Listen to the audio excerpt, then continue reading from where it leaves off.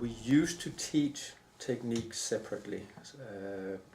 I started here in 2001, and the curriculum by then was designed in a way where you had technique for the neck, you had technique for the thoracic spine, for the lumbar spine, then you had soft tissue technique, etc., etc.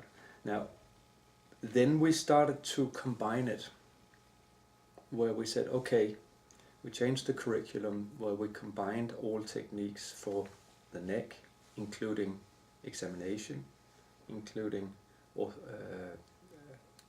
anamnesis or the case history. All techniques are relevant for the neck. So everything pertaining to the neck was taught in one module. And what we realized by doing that was that there's certain areas that they get very strong on, and there's certain areas that get forgotten. So the weighting of the different elements in the teaching was very different, and it depended very much on the teacher. So some teachers were very strong in examination procedures, and they favored that, and then the skills was given less time for manipulation, for example. And others were very, very happy with teaching cases, how to manage the patients in the clinic, and then that was then taken up a lot of the time, and we actually found that was a bad thing. So we changed the curriculum back to how it was, but we did it slightly differently. So we changed it in a way where we said, okay, we teach only manipulative skills for the neck, for the thoracic spine, for the lumbar spine, for the extremities, etc. Then we teach orthopedic and neurological examination in one subject, and then we teach soft tissue technique in another subject, and then the final subject is what we call musculoskeletal diagnosis and management. And that's where we try to put it all together. This is at bachelor level. So that's at bachelor level they only have about the spine.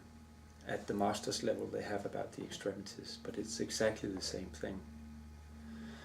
And what we do have then is that we have at the master's level we have the biopsychosocial model, where we have the Institute of Psychology is actually taking care of how to teach the biopsychosocial model of chronic patients. And the way they do that is that they make videos of real patients, where, for example, they have video clips of a patient who is catastrophizing, or they have a clip of one who is depressed, of another patient who is showing fear avoidance. And the students then get to analyze these without knowing what it is. And then starting to get an idea of how does a patient look like when they're catastrophizing. And not only that, so first of all we teach them how can they recognize these kind of things in real patients, but also what do they do about it. Because we don't want them to act as psychologists. We want them to act as chiropractors, but they need to be able to handle this, and it may be just very small things they need to adjust in the way they make a management plan to take these aspects into consideration as well. I mean, if one is, for example, very afraid of not moving, well, it might just giving them advice about movement is good despite that it hurts a little bit. And that's where we get psychologists, trained psychologists, to come and actually help our students with how to do that. So the master's level is more where we start putting more things on apart from the technique. When we have the soft tissue work, we give them the basic of soft tissue techniques, trigger points, cross friction massage. We have one who's very good at dry needling, and because there's actually some evidence for it, we have decided that we actually put it into the curriculum and teach them how to deactivate trigger points with dry needling rather than your thumbs, for example. And you teach that when exactly in the curriculum? It's taught at the end of the bachelor, and we have, the way we do it is that we give them example muscles from the neck, from the thoracic spine, the lower back, lower extremities, upper extremities, and then hopefully we give them enough so they can apply it to the different set of muscles that we haven't gone through. So we don't go through all of them. We go through examples of them so they learn the techniques. We also use MET or teach them MET techniques. Which is? Muscle energy techniques. Leon Chaitov's techniques of how to... It's basically just a type of stretching technique called muscle energy technique, which is taught by an osteopath called Leon Chaitov.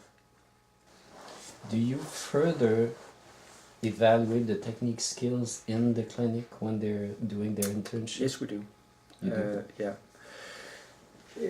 But you have to realize that it's very different the way we teach our students, because when they get to Middelfart, where they have their clinical internship, it's 1 year, they get to become part of a team of, it's usually a medical doctor, a rheumatologist, a nurse, physiotherapist, and a chiropractor, and then the chiropractic student. So the student get to handle these patients as part of a team. And as you imagine that the type of patient they see are the very sick patients. It's the ones who've been out to chiropractors, to physiotherapists, to medical doctors before. And it's the ones that where pathology is, I mean, they find pathology a lot more often.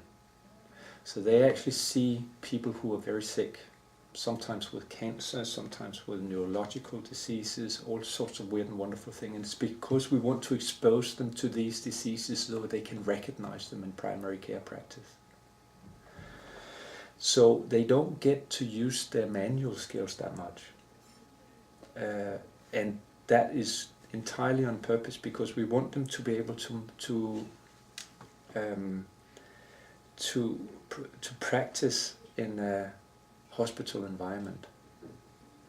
So what we've done instead is that we designed our postgraduate year so they get all the manual skills there, because they have the manual skills. They just haven't seen a lot of during the 5 years. They just haven't seen a lot of patients. But during the 1 year, we then set a logbook system up where they see all the patients and get their skills up to a very high level.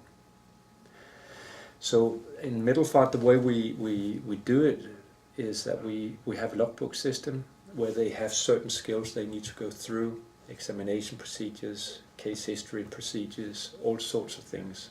And they get evaluated on each of those? Yes, they get rated on each of these. They have skills where they video each other doing case history, for example, and then they have to assess the video afterwards and give critique to each other.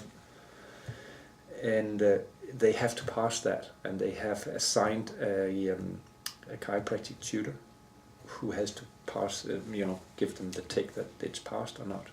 If the logbook isn't passed at the end of the module, they can't proceed, and they have to retake it, basically. And there are 4 modules in the clinical year that they have to pass. So the first module is where they have their clinical entrance exam, which is a large OSCE examination, which is very comprehensive. Basically, they have to demonstrate that they can manage patients properly, and if they can't do that, then they fail. Have to retake it. You have a group of different specialists that supervise the students once they get to Middelfart. Yeah. To what extent do they actually support or supervise the interns? Do they have to be there all the time? Yeah. Or are they literally left alone in the room? They're not left alone. They're not left alone. No. In the beginning, it's graded. In the beginning, we didn't have a clinic entrance exam. And what happened was we had students who basically couldn't handle patients. And it was not very many, but it was enough so that the staff that were there had to, be on these 2 or 3 students all the time, and there was no time for the rest of them. We wanted to avoid that, and that was why we said, okay, we need to have these students at least a basic level so they can manage these patients properly.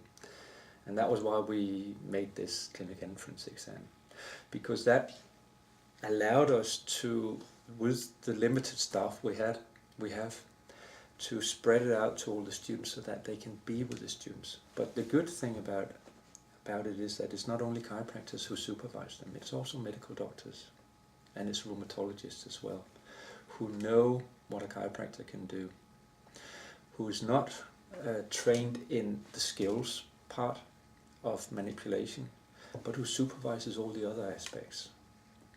So the chiropractor supervises very much the manipulation part of it, but also the examination procedures. But so we might only have a limited staff of chiropractors there, but there are also other supervisors who can help. And we do it in a way that when they get past their clinical entrance, then they're very much together with these supervisors virtually all the time, and then gradually we let them on their own when the supervisors are happy that they have the amount of skills they need to. So the second module, they are with the supervisors all the time. The third module, they are with them some of the time, and the fourth module, they are virtually on their own. So it's a gradual thing. Okay.